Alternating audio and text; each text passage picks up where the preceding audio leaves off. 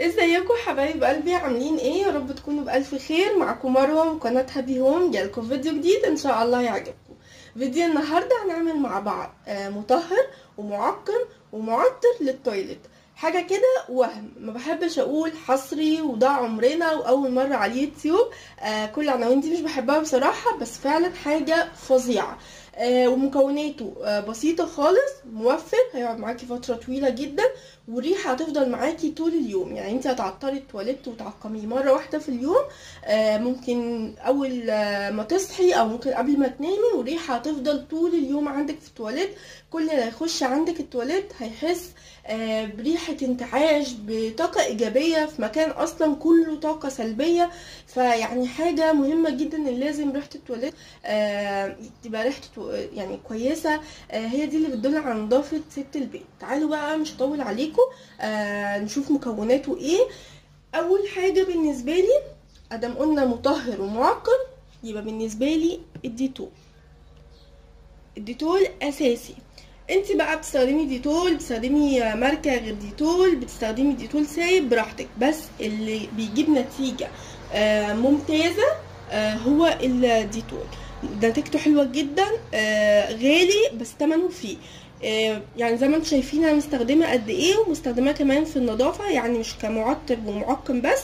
لا، مستخدماه في تنظيف التويليت، واستخدمت الكلام ده كله في شهرين. فيعني ولا حاجه. بصوا فاضل لسه فيه قد ايه. فهتجيبيه غالي بس هيقعد معاكي فتره طويله، ويعني مش هتندمي على ثمنه. ده اول حاجه معايا اساسيه. معطر انا بستخدم فريدا.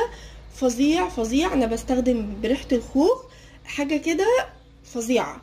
ريحته بتقعد فتره طويله، ريحته قويه. ريحه الخوخ بتاعته تجنن تجنن تجنن. اذا كان ده او اللي هو الرش بتاع المفروشات او كده. بصراحه بحس ان ريحه الخوخ هي افضلهم، وعلى حسب ذوقك، بس في التويلت انصحك بريحه الخوخ. يعني حتى لما بجيب مثلا الشمع بتاع التويليت، او الحاجات المعطرات للتويليت بجيبها خوخ. بحس بتديها ريحه انتعاش كده لا، ليه ميزه يعني بصراحه. ومعايا طبعا البخاخ اللي احنا هنحط فيه الخليط. حتى انا كان عندي يعني عامله فيه قبل كده، واول ما خلص قلت لازم اعمله معاكم.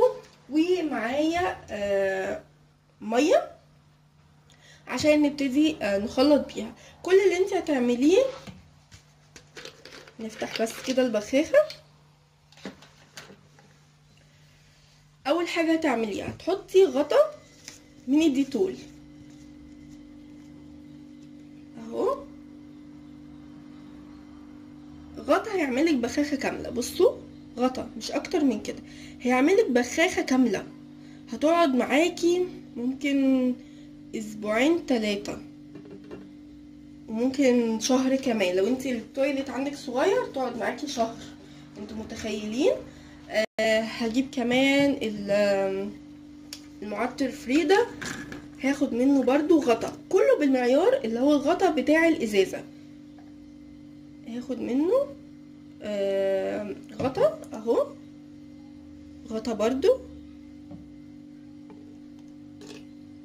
ريحته فظيعة، انا بعشقه بصراحة. بيقعد كتير جدا وموفر. الازازة دي تقريبا دي ب20 جنيه حاجة كده، او 25، مش فاكرة بصراحة. خلاص، انتي حطيتي كده الديتول وحطيتي المعطر. هنزود الباقي كله مية.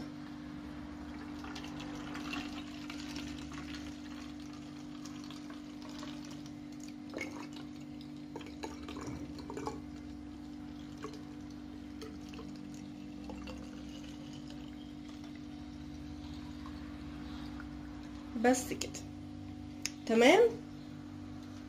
تعالوا بقى نغطيها. الريحة اصلا عاوزة اقول لكم يعني ملت المطبخ عندي. ريحته فظيعة. تحسوا بنظافة مع تعطير. لا، ريحة مميزة جدا جدا بصراحة. جاهز معايا. هديله بس رجة كده خفيفة. شايفين لونه مش حاجة خفيفة مية او كده، لا، لونه مركز. شايفين؟ تقيل يعني. فطبعا هيبقى ريحته معاكي قوية جدا في التويليت، والتطهير بتاعه هيبقى عالي قوي. طيب الاهم بقى هتستخدميه ازاي؟ شوفي الروتين بتاعك اليومي للتويلت امتى.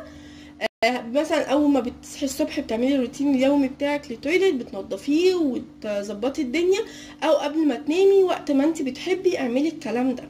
بعد ما تخلصي الروتين اليومي والتويلت بقى نظيف، اهم حاجه بقى نظيف، ما بقاش التويلت مش نظيف وتقولي انا هعطره فالريحه هتبقى ظاهره. لا طبعا، الريحه الوحشه هي اللي بتتغلب على الريحه الحلوه، فلازم التويلت يكون عندك نظيف.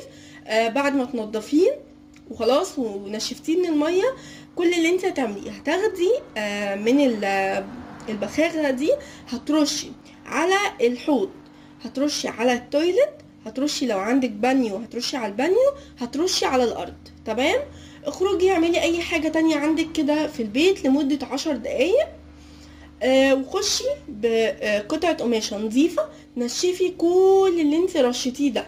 طب ليه بسيبه 10 دقايق؟ عشان الفواصل اللي بتبقى، عارفين مش في فواصل بتبقى في سيراميك كده اسمنت، الفواصل دي تشرب من المعطر بتاعنا وتفضل الريحة موجودة. وده السر بقى بتاعي، الريحة هتفضل موجودة بسبب ان الارض شربت من السائل بتاعنا، وهتفضل على طول لغاية لما تنشف، وبعد ما تنشف كمان الريحة موجودة عندك في التويلت.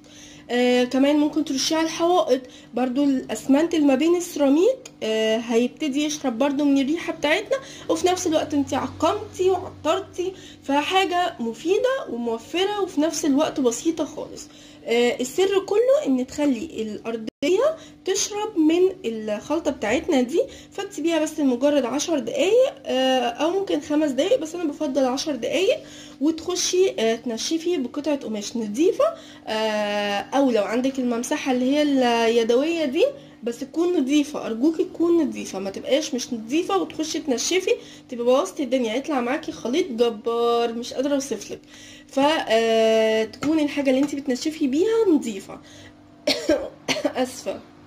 وبعدين بعد ما تنشفي خالص هتقفلي التويلت، وكل ما تفتحي عاوزه اقولك الريحه هتخرج منه تجنن تجنن.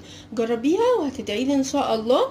ما تنسينيش بقى في اللايك الجامده، استاهلها اعتقد يعني. واعملي شير عشان نفيد اكبر عدد ممكن من الناس، واعملي سبسكرايب للقناه لو انت مش مشتركه في القناه. وباي باي.